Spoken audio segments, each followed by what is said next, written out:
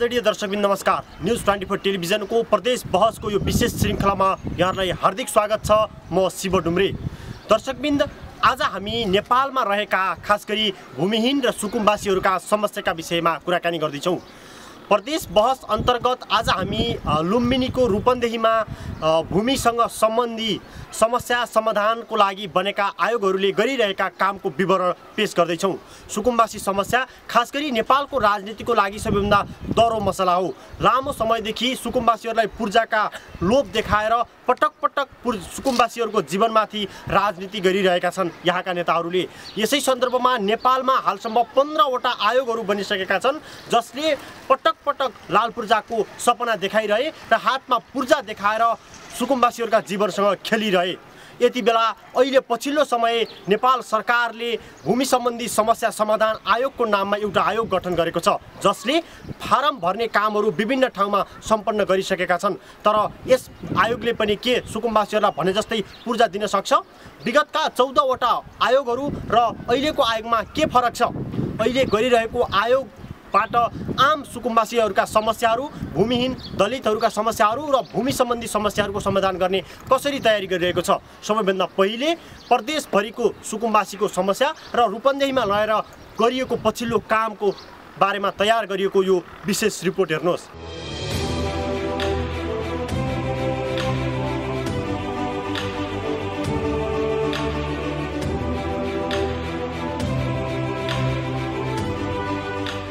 भूमि सम्बन्धी समस्या समाधान आयोग गठन भएको 3 महिना पनि नहुँदै तीव्र रूपमा काम अगाडि बढेको छ।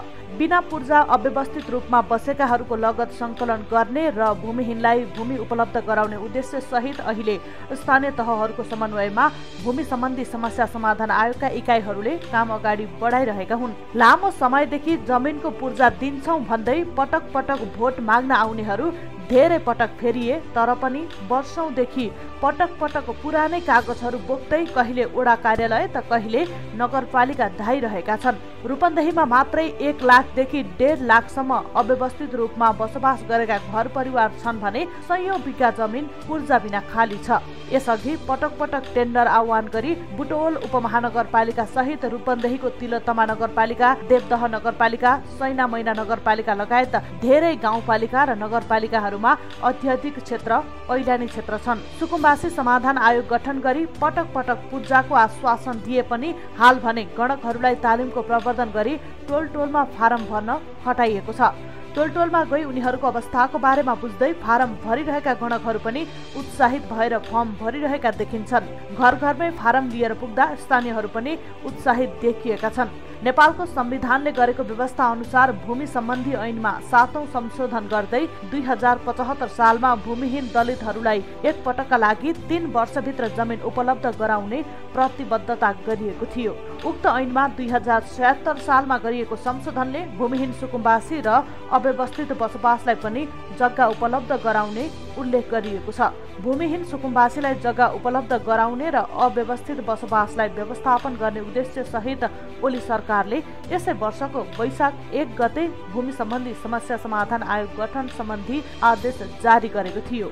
त्यस लगतै 3 वर्ष कार्यकाल रहेको उक्त आयोगले आफ्नो काम अघि बढाएको छ। तर यस्तो महत्त्वपूर्ण आयोगमा नेपालमा रहेको भूमिहीन सुकुम्बासीलाई जमिन उपलब्ध गराउने, विगतमा भूमि सम्बन्धी रहेका विवादहरूलाई समाधान गर्ने लगायतका उद्देश्य सहित गठन भएको आयोगका जिल्ला समितिदेखि स्थानीय तहसम्मका समिति समेत राजनैतिक उद्देश्य सहित प्रेरित भएको कारणले प्रभावकारी बन्न सकेका छैनन्। भूमि सम्बन्धी समस्यालाई अब प्रभावकारी रूपमै समाधान गर्ने गरी आयोगको काममा समन्वय र सहकार्य गर्न पालिकाहरूले आग्रह गरिरहेका छन्। भूमि सम्बन्धी समस्या समाधान आयोगले लुम्बिनी प्रदेशका तराईका 6 जिल्लाका 3 उपमहानगरपालिका, 17 नगरपालिका र 13 गाउँपालिकासँग कार्य सम्झौता गरेको थियो। लुम्बिनी प्रदेशमा मात्रै 5 लाख भन्दा धेरै परिवार अव्यवस्थित बसोबास गरेका छन् भने त्यत्तिकै मात्रामा अव्यवस्थित खाली जमिनहरू पनि छन्। भूमिहीन दलितहरूको संख्या समेत उल्लेख्य छ जसको कारण जमिन दिने वर्गीकरण गर्न समेत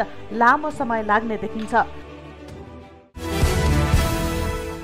भूमि सम्बन्धी समस्या समाधानको लागि नेपाल सरकारले लामो समयदेखि विभिन्न आयोगहरू गठन गरिरहेको छ।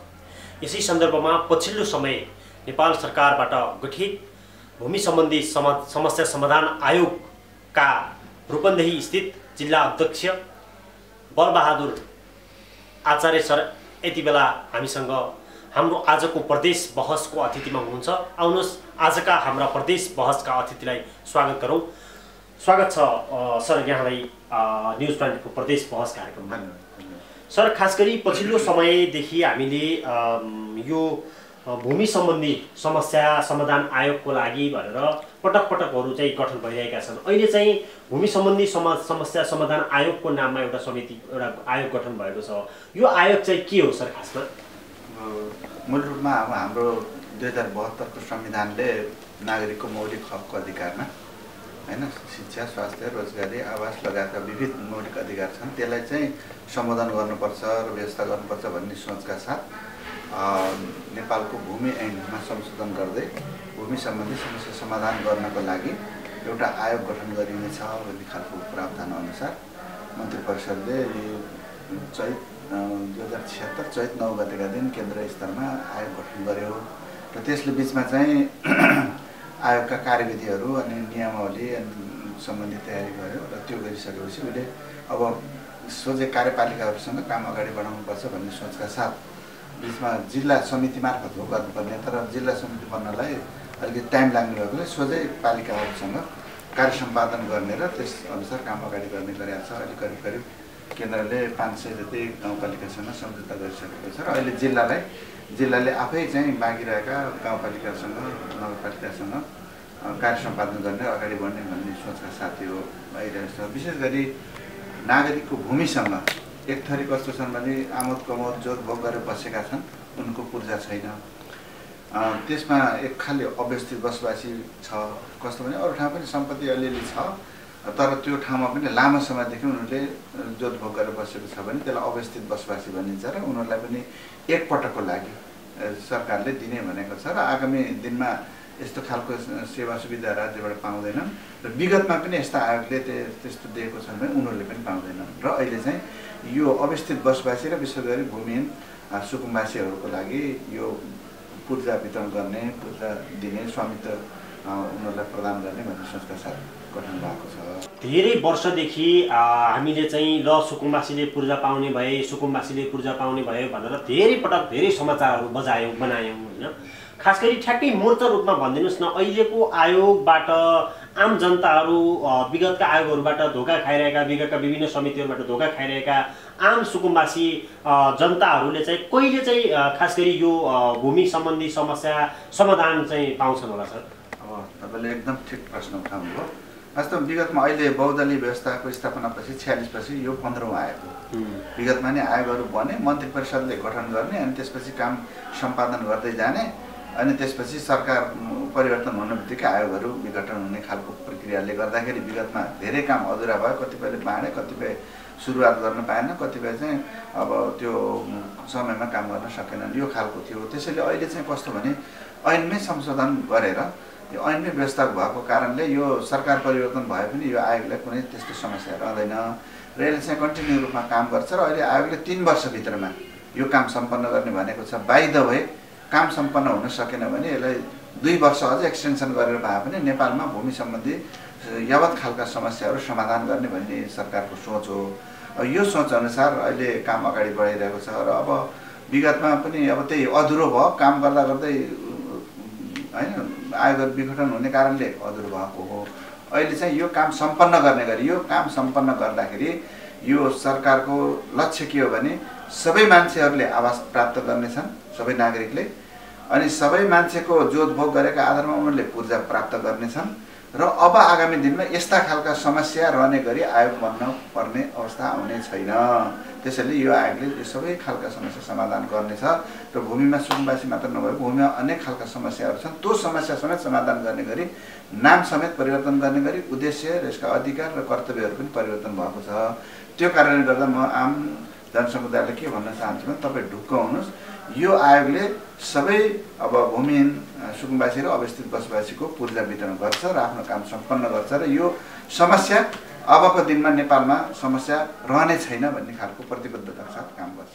आम मानिसहरू जसले लामो समयदेखि सुकुम्बासीको उपमा पाइरहेका छन्, जसले पूर्जाविहीन जमिनको उपमा पाइरहेका छन् ती मानिसहरूको आरोप चाहिँ यहाँहरूलाई के छ भने नि खास गरी पटक पटक हामीलाई भोट ब्याङ्कका रूपमा मात्रै बनाइयो 64 सालमा चुनाव आयो ल है हातमा लाल पूर्जा दिन्छौँ भन्ने कुरा भयो 70 सालका चुनावहरू आए विभिन्न पटकका चुनावहरूदेखि लिएर स्थानीय तहसम्मले चाहिँ ल हामीले तपाईँहरूलाई पूर्जा दिन्छौँ भनेर पटक पटक पूर्जामाथि राजनीति भूमिमाथि राजनीति उनीहरूको जीवनमाथि राजनीति पटक पटक भइरहे अहिले पनि कतिपय मानिसहरूले के भन्ने गरेका छन् भने नि ओली अहिले जो यो प्रतिनिधि सभाको चाहिँ विघटन गर्ने सन्दर्भमा थिए भलै सर्वोच्च अदालतले त्यसलाई चाहिँ अब पुनर्स्थापना गरिसकेको छ यो सन्दर्भमा चाहिँ बच्नको लागि र आम सुकुम्बासीहरूको भोट ब्याङ्कको रूपमा प्रयोग गर्नको लागि मात्र यो आयोग चाहिँ फेरि मोहरा बनाइएको छ भन्ने आरोप पनि यहाँहरूले लाग्ने गरेको छ सर यो चाहिँ के अलिकति प्रश्न भनिदिनु न संविधान जारी भएर सरकार हुन बित्तिकै त्यो गर्नुपर्ने थियो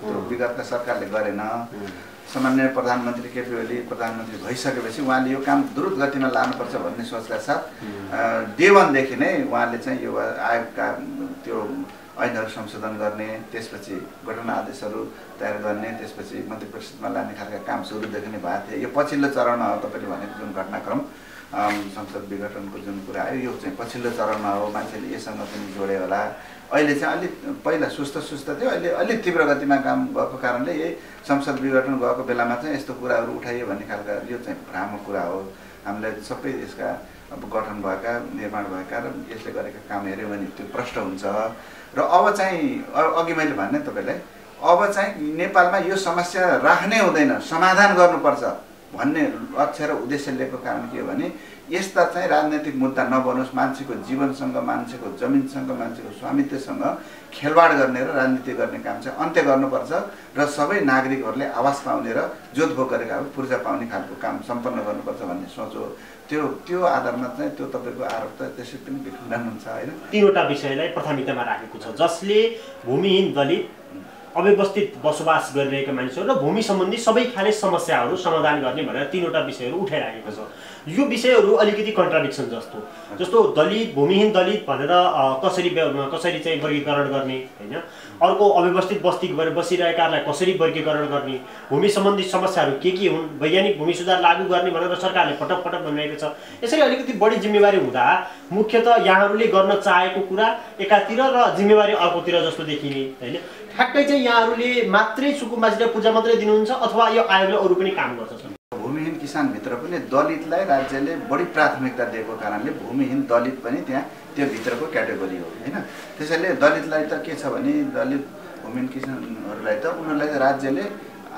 त्यो आवास मात्र होइन आवास समेत बनाएर जमिन मात्र होइन आवास पनि गराउनुपर्छ भन्ने सोचका साथ त्यो योजनाका साथ अगाडि बढिरहेको छ उहाँहरूले अहिले चाहिँ जमिन प्राप्त गर्नुहुन्छ जोतभोगका आधारमा हैन त्यसपछि उहाँहरूलाई आवास समेत व्यवस्था गर्ने भएले अलिक प्रायोरिटी चाहिँ भूमिहीन दलितलाई दिएको हो र भूमिहीन सुकुम्बासी र अव्यवस्थित बसोबासी नै हो अव्यवस्थित बसोबासी भनेको अरू ठाउँ पनि यसो जग्गा अलिकति आय स्रोत छ उनीहरूले लामो समयदेखि त्यहाँ जोतभोग गरेर बसेछन् 10 वर्ष भनेको छ विगत 10 वर्षदेखि जोतभोग गरेर बसेकालाई एक पटकको लागि राज्यले पूर्जा दिने भनेको छ त्यसैले अव्यवस्थितको हकमा अरू ठाउँ जग्गा जमिन भएर पनि उनीहरूले त्यो जो उगारेका हुन सक्छन् र उनीहरूले पाउँछन् र भूमिहीन किसान भनेको त जसको चाहिँ यो नेपालभरि कहीँ कतै पनि अरू ठाउँ जग्गा पनि छैन त्यो स्रोत पनि छैन उनीहरू चाहिँ जोतभोग गरेर बसेका छन् उनीहरूलाई दिनुपर्छ अर्को थर्ड कुरा के छ भने जो मान्छेहरू अब ज्याला मजदुरी गर्छन् डेरामा बस्छन् उनीहरूको कुनै ठाउँमा आवास छैन भने त्यस्तोलाई पनि अहिले पालिकाहरूले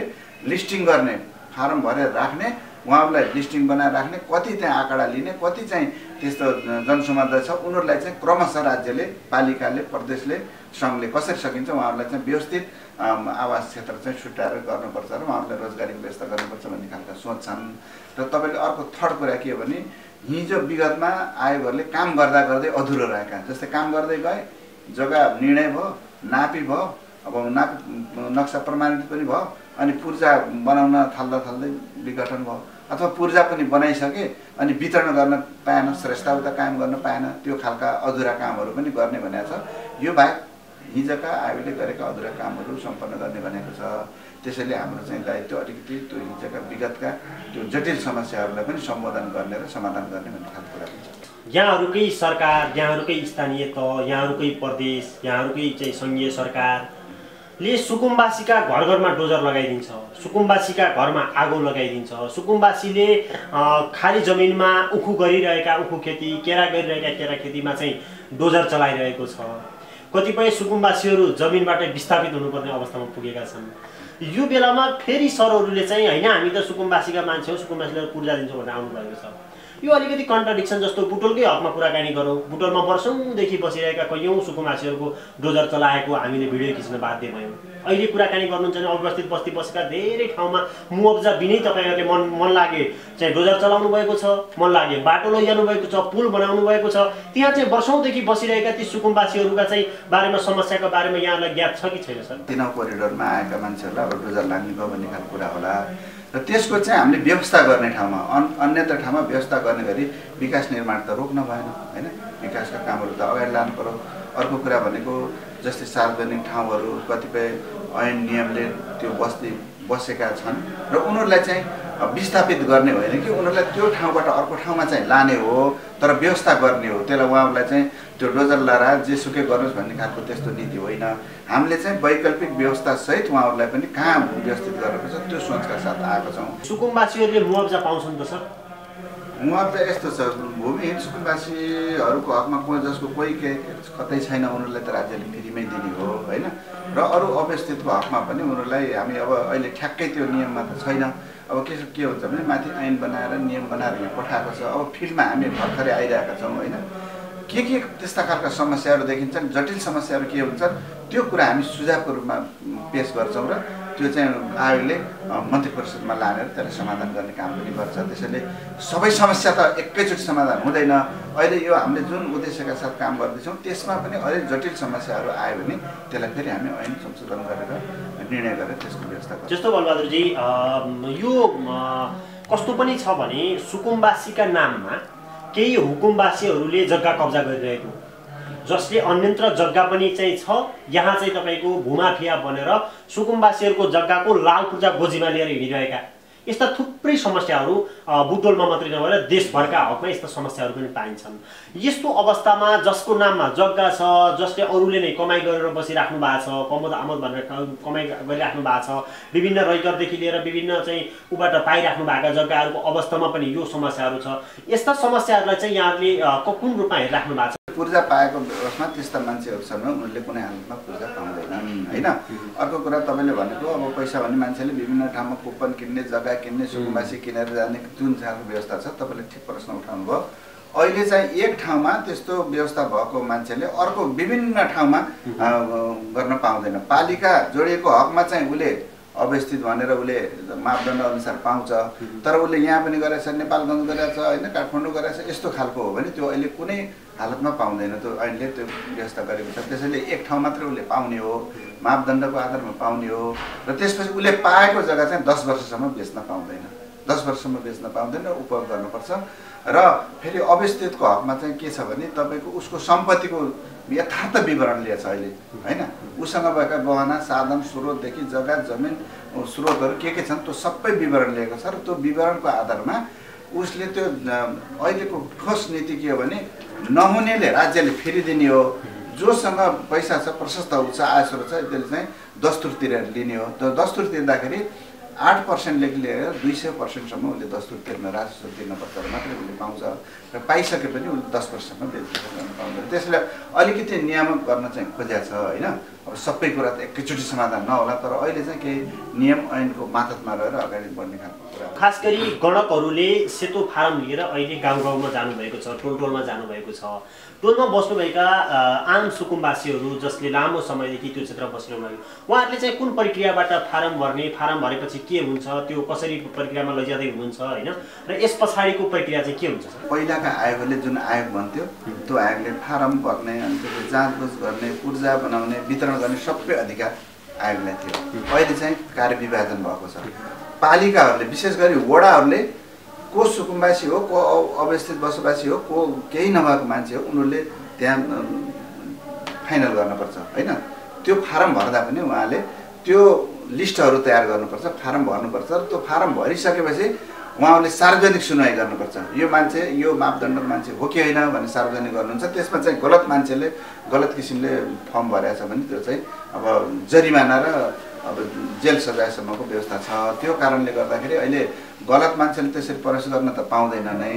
र अहिले जसको चाहिँ अब त्यो काम छ त्यो चाहिँ पालिकाहरूले सबैभन्दा धेरै भूमिका निर्वाह गर्नुपर्छ। तथ्याङ्क लिने, जाँचबुझ गर्ने र नापजाँच गर्ने काम पालिकाले गर्छ हैन, नापी कार्यालयको संयोजनमा। अनि त्यसपछि त्यसरी आएको पालिकामा 15 दिने सार्वजनिक सुनवाई हुन्छ। त्यसमा पनि जाँचबुझ भएर अगाडि आउँछ। आएपछि जिल्लामा आइसकेपछि हामीले जिल्लाले समेत फेरि कोही दाबी विरोध छ कि केही छ कि गलत सूचना प्रभाव भएको छ कि भने हामी पनि सूचना जारी गर्छौँ। तर त्यसमा पनि जाँचबुझ हुन्छ र हामीले यो तलबाट आएको चाहिँ तथ्यहरू ठिक छ भने हामीले माथि पराएपछि केन्द्रले अनुमोदन गरेपछि बल्ल पूर्जा बनाउने र अगाडि बढ्ने काम हुन्छ। त्यसैले यो चेक एन्ड ब्यालेन्स धेरै ठाउँमा हुन्छ। पहिला जस्तो रेन्डमली हुँदैन। वडादेखि पालिकादेखि जिल्लादेखि केन्द्रसम्म जाँचबुझ हुने भएकोले त्यस्ता खालका गलत तत्त्वले चाहिँ अलिकति चलखेल गर्ने हैन यो पटक हुन सक्दैन। अधिकार भएकै कुराकानी भएको कारणले मैले यो विषय उठाउँदैछु। खास गरी भूमि सम्बन्धी समस्याको विषयमा कुराकानी गर्दा कतिपय खेतीयोग्य जमिन प्लटिङ गरेका समस्याहरू छन्। कतिपय अवस्थामा लामो समयदेखि पूर्जा नभएका विभिन्न कारणले पूर्जा चाहिँ च्यातिएका अथवा ध्वस्त भएका विभिन्न समस्याहरूको कारणले हिजोका विभिन्न युद्धहरू विभिन्न समस्या झेलेर आएका भूकम्पदेखि लिएर विभिन्न कारणले हराइरहेका समस्याहरू पनि छन्। त्यसको लागि विशेष भूमि सुधार आयोगहरू पनि गठन विगतमा हुने गरेका थिए। यो अवस्थामा चाहिँ यस्ता यो आयोगले यी यस्ता जो तपाईहरुको मापदण्डमा बाहिर पर्ने यी भूभागहरूलाई पनि केही समेटेर लैजाने अवस्था रहन्छ कि तपाईहरु मात्रै चाहिँ सुकुम्बासी अथवा भूमिहीनलाई मात्रै चाहिँ गर्दै हुनुहुन्छ? हामीले के भन्छ भने गणकहरूलाई तपाईहरुले अहिलेसम्म फारम भर्दाखेरि के कस्ता समस्याहरू भोग्नुभयो त्यसको लिस्ट बनाउनुहोस् भनेको छौँ हामीले। लिस्ट बनाउनुहोस्। त्यो जटिल खालका समस्याहरू छन् भने त्यसलाई चाहिँ हामीलाई दिनुहोस्। तपाईहरुले समाधान गर्नुभयो समाधान भइहाल्यो। समाधान हुन नसकेका त्यस्ता जटिल समस्याहरू छन् भने दिनुहोस्।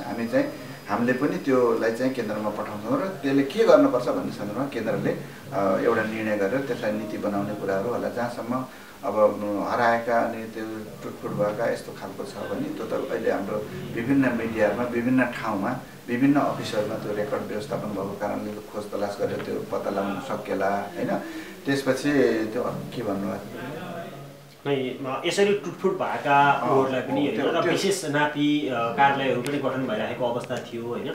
तिनीहरूको व्यवस्थापनको लागि पनि आयोगले केही अहिले त्यो सन्दर्भमा पनि त्यस्ता समस्याहरू जटिल छन् है भन्ने खालको हामीलाई लाग्यो भने हामीले चाहिँ त्यो माग गर्छौँ। र जस्तै अहिले पहिलाको भन्दा अहिले धेरै प्लट नापी गर्नुपर्छ। अहिले हाम्रो थोरै जनशक्तिले पुग्दैन। त्यसको निम्ति पनि हामीले एक्स्ट्रा जनशक्तिहरू माग गरिरहेका छौँ र नापीमा पनि त्यो प्राविधिक जनशक्ति र प्रविधिलाई पनि हामीले प्रयोग गर्ने गरी काम अगाडि बढाउँछौँ भन्ने खालको कुरा गरेका छौँ। त्यस्ता समस्याहरू आउँदाखेरि हामीले समाधान गर्न सकेनौँ भने हामी माथि केन्द्र आयोगमा पठाउँछौँ र केन्द्रले सरकारसँग त्यसको अनुरोध। मैले अलिकति भूमिसँग सम्बन्धित यो वैज्ञानिक भूमि सुधारसँगको प्रश्न पनि उठाएको थिएँ। यो प्लटिङ भइरहेका जग्गाहरूलाई अलिकति नियन्त्रण गर्न सकिने अवस्था छ कि यो प्लटिङ चाहिँ उनीहरूको आफ्नो अधिकारभित्रको कुरा हो कि के हो? अहिले यस्तो छ, अहिले चाहिँ पालिकाहरूले त्यो ग्रामीण क्षेत्र हो कि कृषि क्षेत्र हो कि आवास क्षेत्र हो कि त्यो अधिकार पालिकाले दिएछ।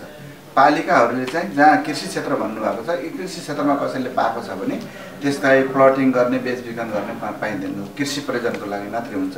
एउटा कृषकले त्यो आफ्नो घरसम्म बनाउन पाउँछ। प्लटिङ गरेर बेच्ने गर्दा भयो भने त्यो नापीमा मालमा त्यसको चाहिँ हुँदैन। त्यो कारणले गर्दाखेरि अहिले त्यो कुरालाई अलिकति रोक्छ। सरलाई मैले यसो रोकेँ। हुन त सर अब यससँग धेरै विज्ञ हुनु होला नहुनु होला त्यो थाहा भएन। तर जो अहिलेका स्थानीय तहका प्रमुखहरू हुनुहुन्छ उहाँहरू नै लामो समयदेखि जग्गाको कारोबारी गरेर मात्रै यहाँसम्म आइपुग्नु भएको छ हैन। यो भूमिसँगै सम्बन्धित भएको कारणले यो प्रश्नहरू उठिरहन्छ, पटक पटक उठिरहन्छ। यहाँहरूले यो समस्याको समाधान नगर्दासम्म उठिरहन्छ।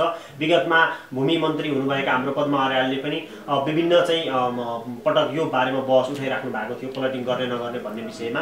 यहाँलाई लाग्छ स्थानीय तहहरूले कन्ट्रोल गर्लान् अथवा भूमिलाई प्लटिङ गर्न रोक्लान् र खेतीयोग्य जमिनलाई चाहिँ खेतीयोग्यकै रूपमा संरक्षण गर्लान्, अझ त्यो तराईको हकमा कुराकानी गर्नु भन्दा यो निकै विकराल समस्या देखिरहेछ छ। यो आयोगले अलिकति यहाँहरूले यो बारेमा अलिकति छलफल गर्नुहुन्छ कि अथवा आयोगले यतापट्टि पनि भूमि सम्बन्धी समस्या भएको कारणले यतापट्टि पनि केही छलफल गरिदिए हुन्थ्यो भन्ने यहाँका सुझावको हिसाबले पनि यो रहला। यहाँले चाहिँ केही योजना बनाउनु भएको छ यसको लागि? होइन, अहिले हामीले त्यस्तो ठोसै योजना त बनाएको छैनौँ। अहिले जस्तो भू उपयोग नीति सरकारले ल्याएको छ नि, त्यो नीति पास गरेको छ, त्यसलाई चाहिँ कार्यान्वयन गर्ने चरणमा भएको कारणले चाहिँ भू उपयोग नीतिले चाहिँ त्यो सबै कुराहरू औद्योगिक क्षेत्र कहाँ, कृषि क्षेत्र कहाँ, बजार क्षेत्र कहाँ, यी आदि खालको कुराहरू त्यो क्रमशः कार्यान्वयन गर्दा तपाईँको समस्या समाधान होला। अहिले पनि हामीले पूर्जा वितरण गर्दाखेरि कृषि क्षेत्र भनेछ भने त्यहाँ अरू काम गर्न पाइँदैन, आवास क्षेत्रमा चाहिँ घर घरेलु बनाउने गर्ने खालको कुरा हुन्छ। तर त्यो क्षेत्र चाहिँ कम छ। जस्तै अवस्थित बसोबासीहरूले अब ग्रामीण क्षेत्रमा जम्मा 3 कट्ठा जग्गा आवासको निम्ति पाउँछ, सहरमा चाहिँ जम्मा 10 धुर जग्गा, बढीमा 10 धुर जग्गा चाहिँ पाउन सक्छ होइन। त्योभन्दा बढी भएको जग्गाहरू चाहिँ अहिले त्यो उनीहरूले पाउन सक्दैन, त्यो सरकारको हुन्छ र त्यसलाई फेरि अब केही नभएका मान्छेहरूको बिचमा वितरण गर्ने खालको कुराहरू छ। त्यसैले तपाईँले भनेको कुरा अलिकति अब त नियम हिजो चाहिँ अब त्यो नगरपालिकामा विभिन्न प्रतिनिधिहरूले जे जसरी काम गर्नुभएको थियो, अहिले त कानुनको अन्तरमा भएको कारणले उहाँले त्यो गर्ने ऊ पनि छैन होइन, अवस्था पनि छैन। र त्यसो गरेमा कानुनले चाहिँ कारवाही गर्ने भएको कारणले गर्दाखेरि त्यो अलिक कम पनि भएर जान्छ। र अझै थप यसमा चाहिँ केही समस्याहरू त्यस्तो जटिलता देखियो भने हामीले चाहिँ सुझावको रूपमा जस्तो यही सरलाई मैले जस्तो सुकुम्बासी जग्गा जसलाई हामीले पूर्जाविहीन जग्गाहरूमा धेरै जग्गाहरू सार्वजनिक जग्गा भेटिन्छन्, जसलाई गोठी अथवा विभिन्न सङ्घ संस्थाहरूले कब्जा गरेर राखेको अथवा विभिन्न चाहिँ सङ्घ संस्थाहरूका नाममा, कोही स्कुलका नाममा, कोही बाटीपोवा मन्दिरका नाममा होइन, विभिन्न मस्जिदका नाममा यसरी सार्वजनिक जग्गाहरू रहिरहेका छन्। कतिपय अवस्थामा त टोल संस्थाका अध्यक्षहरूले, टोलका विभिन्न समितिहरूले होइन ती जग्गाहरूलाई व्यक्तिका नाममा लैजाने, बाँड्ने, खाने अथवा बेच्ने जस्तो समस्याहरू पनि देखिरहेका छन् होइन। किनकि उसको प्रमाण केही हुँदैन, उसले चाहिँ स्वतः ढङ्गले यो उसको भनेर बेचिदिरहेको अवस्था छ होइन। यसरी सार्वजनिक जग्गा जो चाहिँ पूर्जाविहीन ठाउँमा रहेका सार्वजनिक जग्गा संरक्षणको चाहिँ के नीति छ आयोगसँग? सरकारी जग्गा र सरकारी सङ्घ संस्थाहरूले ओगटेका जग्गाहरू अहिले पूर्जा बनाउनै पाइँदैन। तपाईँले भन्नुभयो जस्तै कतिपय ठाउँहरू सार्वजनिक रूपमा चाहिँ त्यो किसिमले गरेछन् भने अहिले मूल अधिकार के छन्, स्थानीय निकायलाई नै दिएको कारणले उहाँहरूले समुदायले नै त्यसको संरक्षण गर्ने हो। हामीले सचेत गराउने उहाँहरूले समुदायले नै सचेत हुने हो, सचेत भएर त्यो चाहिँ संरक्षण गर्ने हो। त्यस्ता जग्गाहरू हामी अहिले अध्ययन पनि गर्दैछौँ। हामी नापी कार्यालयलाई मालपतलाई पनि अब हाम्रा यी जग्गा सार्वजनिक जग्गाहरू के कति थिए, कसरी छ, त्यो एउटा रेकर्ड चाहिँ तयार गर्नु भन्ने खालले हामीले कुराकानी गरिरहेछौँ। र हाम्रो जिल्ला त्यो समितिमा मालको हाकिम, नापीको प्रमुख, वनको प्रमुख पनि यसको सदस्य हुने भएकोले यस्ता खालका जटिलताहरू अब क्रमशः अब अहिले त हामी अब 1-2टा बैठक बसेका छौँ। त्यो खालका कुराहरू पनि उहाँहरूलाई रेकर्ड मेन्टेन गर्ने र के कति अवस्थामा छन् त्यो चाहिँ अब सार्वजनिक गर्नुपर्छ भन्ने खालको कुराहरू गरिरहेका छौँ। त्यसको बारेमा पछि के कस्ता समस्या आउँछ त्यो बारेमा फेरि हामी एकचोटि छलफल गरौँ। अनि यो रातो पूर्जाको कुराकानी छ नि सर, यो अब लगभग अहिले संसद पुनर्स्थापना भइसके पछाडि अब 1.5 वर्ष 2 वर्ष पछाडि चुनावको माहौल होला होइन। त्यति बेलासम्मको लागि दिने गरी यहाँले तयारी गर्नु भएको छ कि त्योभन्दा अगाडि के सोच्नु भएको? अधुरा कामहरू छ भने त अलिकति छिटो काम हुन्छ। भनेपछि चुनावको सम्मुखमा चाहिँ हामीले तयार गऱ्यौँ, अब हामीलाई भोट दिनुहोस् भन्ने, त्यस पछाडि मात्रै वितरण गर्ने तयारी हो? अहिले हामीले चाहिँ त्यो प्रक्रिया अलि लामो छ। मैले भने वडा पालिका हुँदै हुँदै प्रक्रिया लामो जान्छ। कुनै ठाउँमा जटिलता छैन भने त्यो काम छिटो पनि होला, जहाँ जटिलता छ, विवाद छ, त्यो काम ढिलो पनि हुनसक्छ। त्यसैले 3 वर्षमा पनि समाप्त भएन भने, सम्पन्न भएन भने त्यो काम चाहिँ 2 वर्ष थप्ने भनेको छ। त्यसैले तपाईँले भने जस्तो त्यस्तो सजिलो छैन। र अहिले त्यो राजनीतिक आग्रहले गरेको काम पनि होइन। यो समग्रमा चाहिँ नागरिकहरूको जुन अधिकार छ, त्यो स्वामित्वको अधिकार, सम्पत्तिको अधिकार, उपभोग गर्नुपर्ने अधिकार, त्यसलाई संरक्षण गर्ने सोचका साथ गरिएको। त्यसैले कुनै ठाउँमा छिटो होला, कुनै ठाउँमा ढिलो होला, त्यसलाई समय मात्र बुझ्नु हुन म अनुरोध गर्छु। त्यस्तो यो भिडियो रेकर्ड छ, सुकुम्बासीले पूर्जा त पक्का पाउँछन् यही आयोगबाट कि यो 15औं आयोग मात्रै हो, 16औं आयोगले दिनुपर्ने हुन्छ सर? होइन, अहिलेसम्मको हाम्रो सोच के हो भने यो आयोगले भूमि सम्बन्धी समस्या समाधान गर्ने हो। यो त 14वटा आयोगले पनि यही भनेका थिएनन् र? उनीहरूले भनेका थिएन, उनले पूर्जा वितरण गर्ने भनेका थिए। उनीहरूको परिकल्पनामा अब चाहिँ नेपालमा यो समस्या समाधान हुनेछ र त्यो खालका आयोग बन्ने छैनन् भन्ने खालको सोच थिएन होइन। अहिले आवासविहीन कोही पनि हुने छैन, जोतभोग गरेकाले पूर्जा पाउने छन् र यो खालका समस्या विगतमा पछि आउने छैनन् र अहिले समाधान गरिनेछ भन्ने खालको सोच छ। त्यो दृढता छ, त्यो प्रधानमन्त्रीकोमा यसमा एकदम उहाँले गरिराख्नु भएको छ। अर्थमन्त्रीज्यू हाम्रो यही क्षेत्रको भएर उहाँले पनि एकदम स्ट्रिक्टली यो कुरालाई तपाईँहरू एकदम तदारुकताका साथ काम गर्नु। प्रधानमन्त्री र अर्थमन्त्री त अब केही समयमा फेरिने पनि त होला नि। फेरियो भने ठिकै छ, त्यो पनि अर्को त्यसले आयोगलाई प्रभाव पार्छ कि पार्दैन? यहाँ त फेरि त्यही पार्टीकै नेतृत्व गरेर त्यही पार्टीले नियुक्त गरेको मान्छे पनि हुनुभयो, त्यो नियुक्त भयो फेरिन्छ। यस्तो छ आयोगको जुन संरचना छ नि, हिजो विगतमा आयोगको संरचना विघटन हुन्थ्यो, अहिले संरचना हटाउँदैन। अब बाइ द वे अहिले संशोधन गरेर संशोधन लिएर गर्नुभयो भने त त्यो अधिकार छ, त्यो सम्भावना छ भन्न सकिन्न होइन। लामो समयदेखि ऊर्जाविहीन भएका सुकुम्बासीहरूले पूर्जा चाहिँ पाउँछन्, कति समयभित्र पाउँछन्? अब मैले भने तपाईँलाई अब त्यो ठाउँको जटिलता के छ त्यसमा भर पर्छ कि कतिपय चाहिँ बढीमा 5 वर्ष, बढीमा 5 वर्ष होइन, बढीमा 3 वर्ष भन्नु, बढीमा 3 वर्ष। हस्, समय र संवादको लागि यहाँलाई धन्यवाद। धन्यवाद यहाँको न्युज टेलिभिजन परिवारलाई पनि धेरै धेरै धन्यवाद। उहाँ हुनुहुन्थ्यो सुकुम्बासी समस्या लामो समयदेखि भोगिरहेका सुकुम्बासीहरूको समस्या समाधान गर्नको लागि गठित भूमि सम्बन्धी समस्या समाधान आयोग रूपन्देहीका अध्यक्ष बलबहादुर आचार्य। दर्शकबिन, लामो समयदेखि भूमिहीन सुकुम्बासीहरूले र भूमिहीन दलितहरूले भोगिरहेका समस्याहरू भर्खरै गठन भएको भूमि सम्बन्धी समस्या समाधान आयोगले समाधान गर्ने तयारी गरिरहेको छ।